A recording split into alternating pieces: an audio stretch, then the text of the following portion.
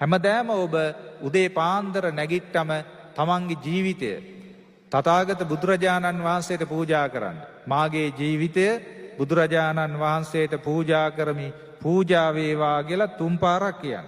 ඒ වගේම ධර්ම රත්නයට පූජා කරන්න, සංඝ රත්නයට පූජා කරන්න. එතකොට බුද්ධ රත්නයට, ධම්ම රත්නයට, සංඝ රත්නයට ජීවිතේ පූජා කරලා ජීවිතේ බාර කරන්න. මාගේ ජීවිතේ බුදුරජාණන් වහන්සේට බාරයි බාරයි බාරයි කියලා 3 පාරක් බාර කරලා ධර්ම රත්නයට, සංඝ රත්නයට බාර කරන්න. ඊළඟට අපට විශාල බල සම්පන්න විදිහේ සෑයක් ඉදි වෙලා තියෙනවා බෝවත්ත ප්‍රදේශයේ.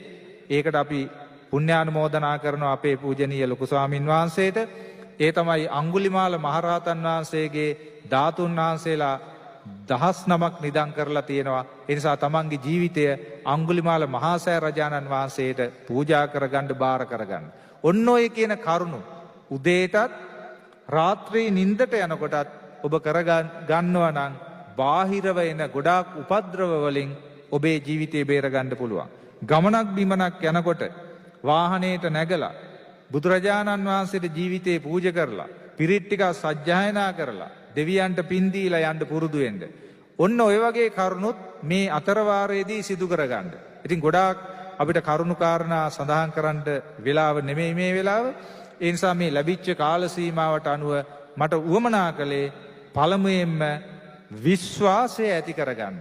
ඒ ත්‍රිවිධ රත්නයේ කෙරෙහි ඊළඟට තමන්ගේ ජීවිතයට මේ උතුම් මං කියපු ඒ කරුණු කාරණා ටික ඇතුළත් කරගෙන කටයුතු කරගත්තොත් ලෞකික පැත්ත එක පැත්තකින් දියුණු වෙන ගමන්ම ලෝකෝත්තර පැත්තත් දියුණු වෙනවා.